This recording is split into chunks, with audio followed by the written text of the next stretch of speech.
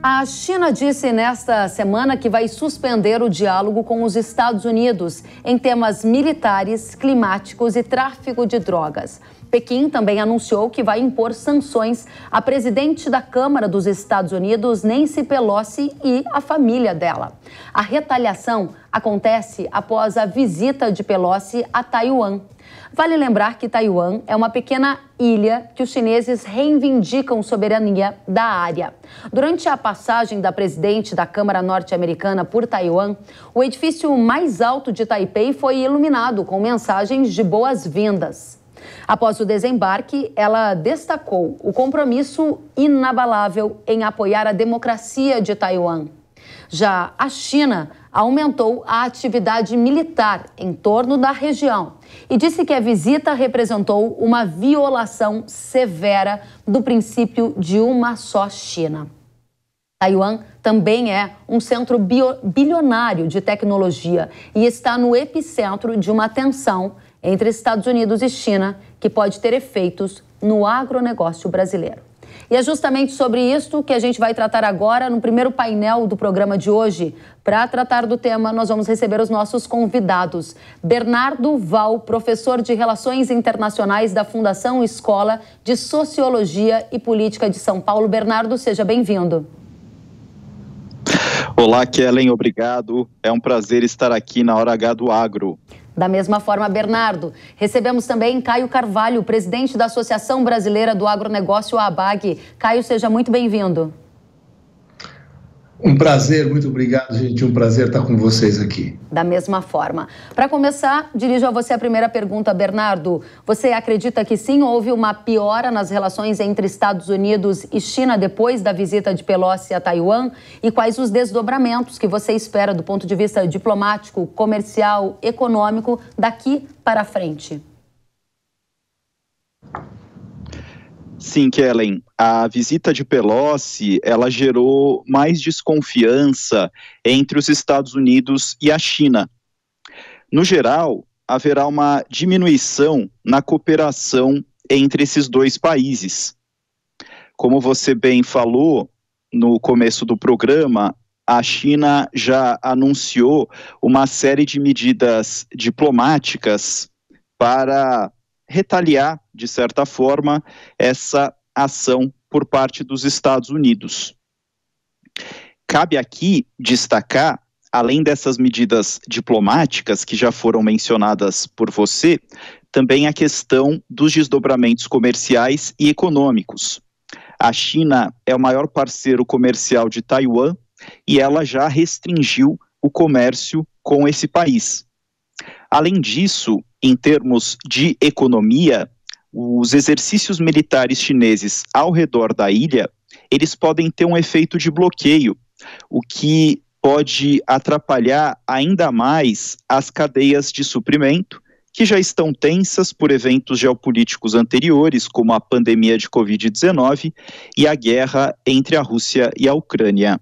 Muito bem, Bernardo. E você acredita numa escalada dessas tensões de agora em diante, eventualmente uma nova guerra, ou seria um certo exagero? Olha, Kellen, para acontecer uma guerra, ainda muitas etapas precisam ser passadas. Então, eu acredito que, embora uma guerra esteja nos cenários, ela é bastante improvável, porque tem uma série de medidas diplomáticas, econômicas, comerciais e também militares que precisam ser tomadas até que se chegue a uma guerra propriamente dita. Então, embora essa crise ela seja muito importante, para ela se transformar, para ela chegar à etapa de uma guerra, ainda tem um longo caminho. Então, eu acredito que essa guerra, embora ela possa acontecer, ela não vai se concretizar agora. A gente precisa observar naquilo que está por vir, em novembro, 2 eventos muito importantes, que são, na China, o 20º Congresso do Partido Comunista e nos Estados Unidos, as eleições de meio termo, de meio de mandato. O Congresso do Partido Comunista na China, o presidente Xi Jinping, provavelmente ele vai ser reconduzido ao novo mandato como secretário-geral e presidente do país, e ele precisa demonstrar força.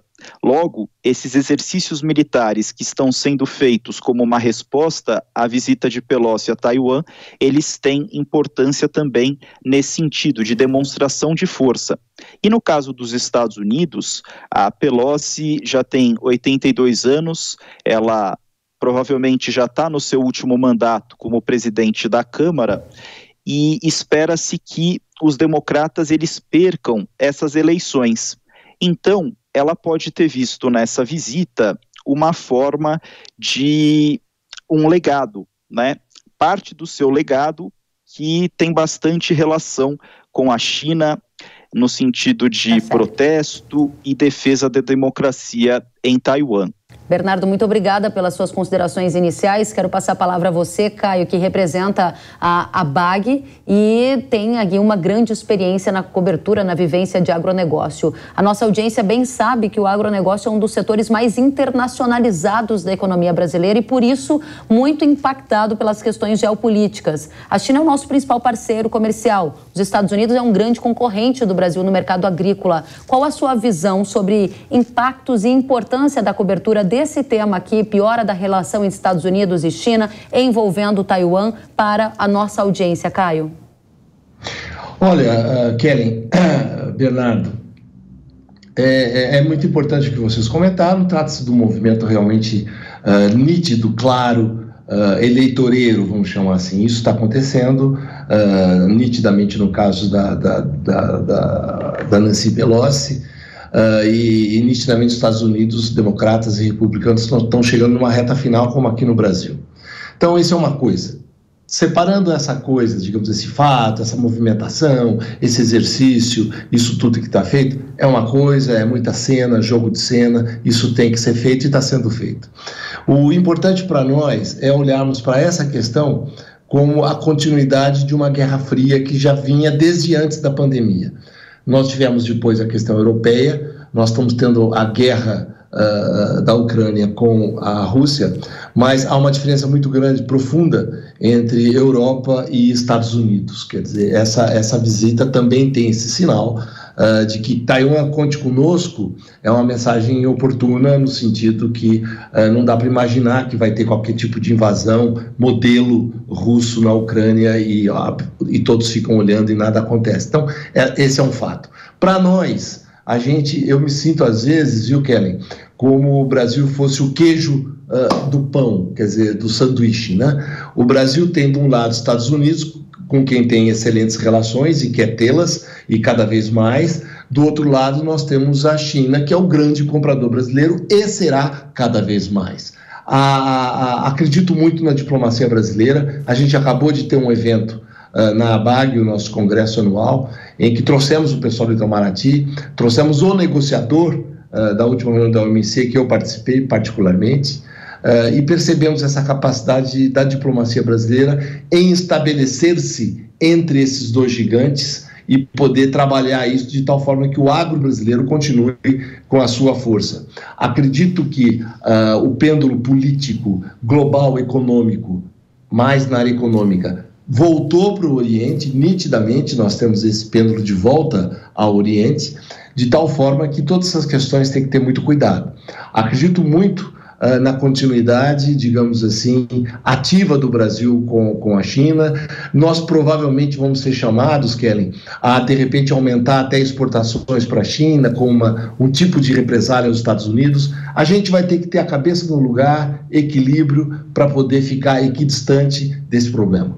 Esse é um ponto crucial para a audiência do Hora H do Agro que você toca, Caio, quando você fala que o Brasil tem a possibilidade de ser chamado a ampliar exportações exportações de produtos agrícolas para a China, à medida que piorar a relação entre China e Estados Unidos. E disse ainda que nós temos relações muito boas tanto com a China quanto com os Estados Unidos, e a diplomacia brasileira deverá ser bastante atuante para que a gente mantenha isso de forma a ter oportunidades e não desafios. Para fazer uma pergunta pegando este gancho que você traz, nós vivemos na era Trump uma guerra comercial em que a China passou a comprar mais do Brasil quando deixou uma fatia das compras que fazia dos Estados Unidos. Você anteciparia que essa é uma tendência a partir de agora? Uma nova guerra comercial que pode trazer impactos para o agro do Brasil? De que forma? Eu acho que continua Guerra Fria. Nitidamente, isso que você comentou aconteceu de fato, tende, acredito eu, a se acelerar. A gente vai ter que ter, digamos assim, o descortínio e a habilidade, e a nossa diplomacia tem, de poder fazer isso de uma forma que não agrida nenhum dos lados.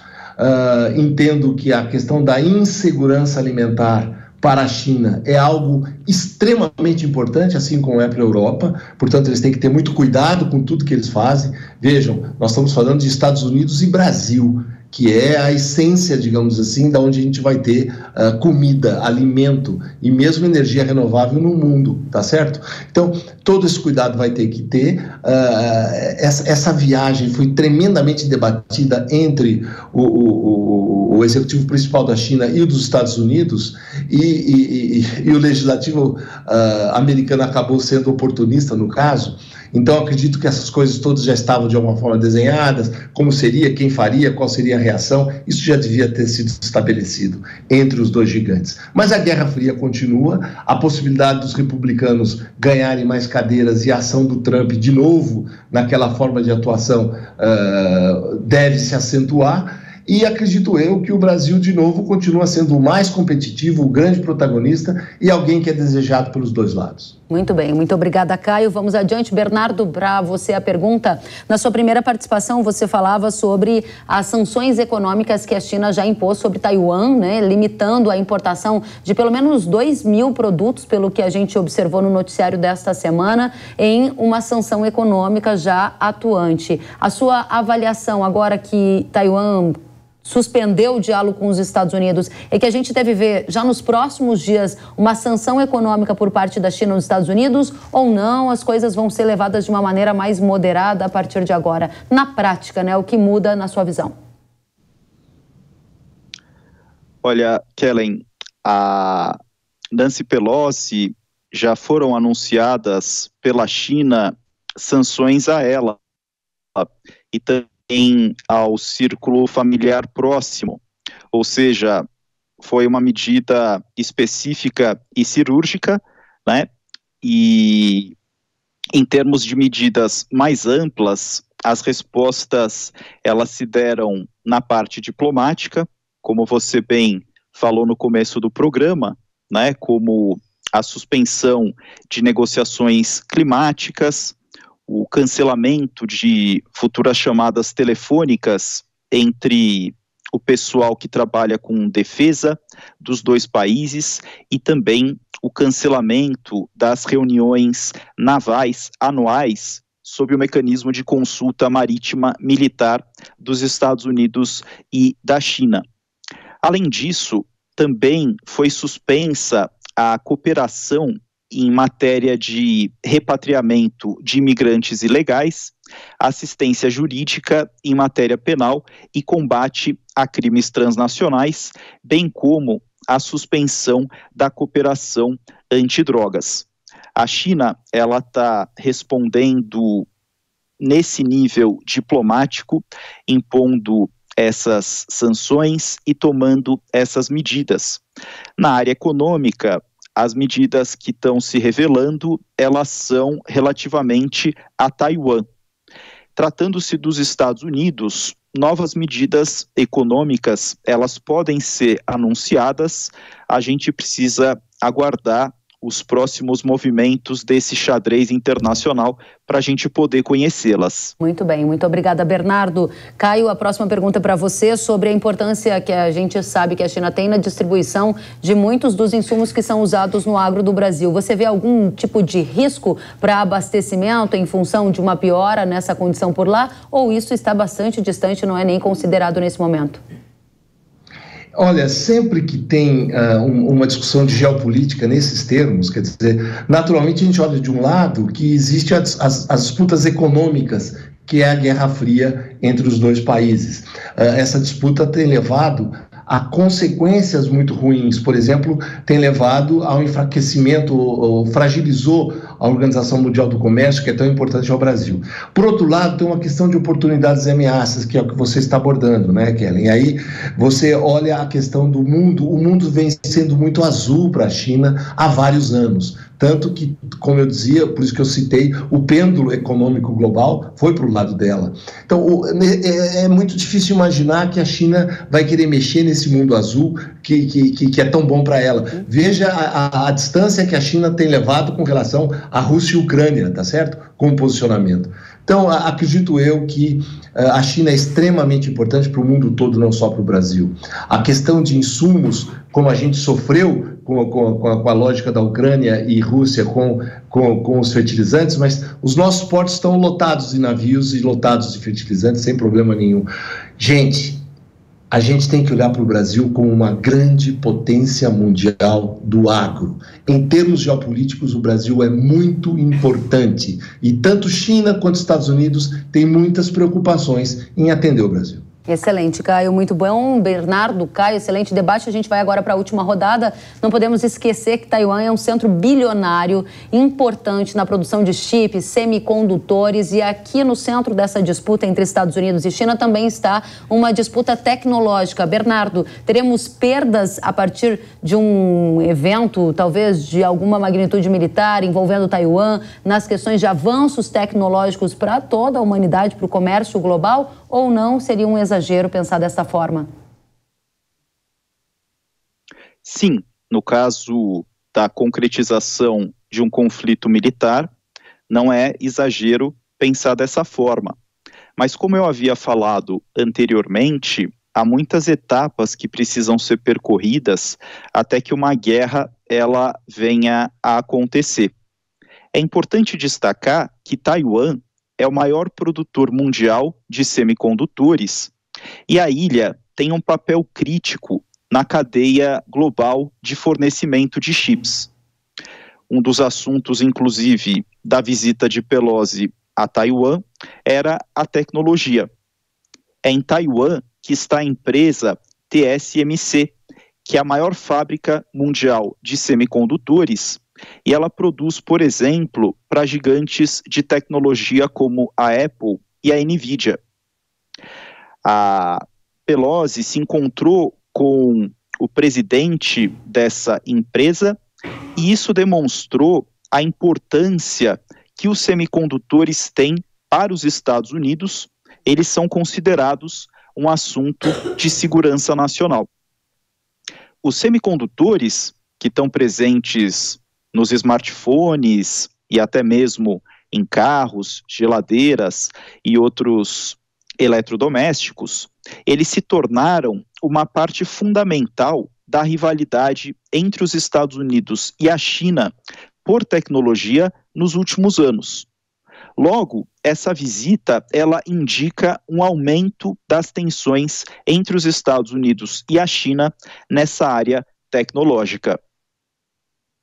Bernardo, Caio, algum ponto de contágio com o agronegócio brasileiro nessa discussão tecnológica que você gostaria de destacar para a gente? Muito importante o que disse o Bernardo, porque impacta demais o agro. Vejam, hoje, todo o mecanismo de chips, tudo que vem daí, todas as nossas máquinas, todo o nosso sistema digital, tudo aquilo que a gente faz em termos de redução de custos, utilizando imagens de satélite, todo o sistema digital, tudo isso, de alguma forma, está em jogo. Não tem dúvida que é muito grave. Se a gente olhar a questão do mercado, é uma outra situação também que é apavorante se você imaginar pelo lado pior. O que eu acredito é que volto a insistir, o exemplo do que está acontecendo com a Rússia em função da Ucrânia. Certamente a China não quer com Taiwan. Mas, por outro lado, sem dúvida alguma, Taiwan é uma pedra no sapato da China, assim como era Hong Kong. Hong Kong, no início, vocês devem se lembrar, era um problema grave, porque Hong Kong queria continuar inglesa, não queria ser chinesa, e a China precisava encaixar Hong Kong, e encaixou. Hong Kong hoje segue tocando a vida de uma forma diferente de outros lugares chineses. Há uma tendência de uma negociação. Essa visita traz uma consequência, Kellen, que é importante de lembrar. Ela traz, de alguma forma, uma afirmação do Ocidente que a China, para poder cuidar de Taiwan, tem que fazer de uma forma delicada, no mínimo. Eu acho que essa mensagem também é importante. Muito bem, um ótimo debate com vocês, Bernardo e Caio. Quero agradecer Bernardo Val, professor de Relações Internacionais da Fundação Escola de Sociologia e Política de São Paulo. Volte sempre, foi um prazer recebê-lo. Foi um prazer, Kellen, Caio, muito obrigado pela oportunidade, ótimo debate. Obrigada, até a próxima. Caio Carvalho, presidente da Associação Brasileira do Agronegócio ABAG. Volte mais vezes, foi muito bom recebê-lo também. Muito prazer, Kellen, muito prazer participar do seu Hora H do Agro. Da mesma forma, até a próxima.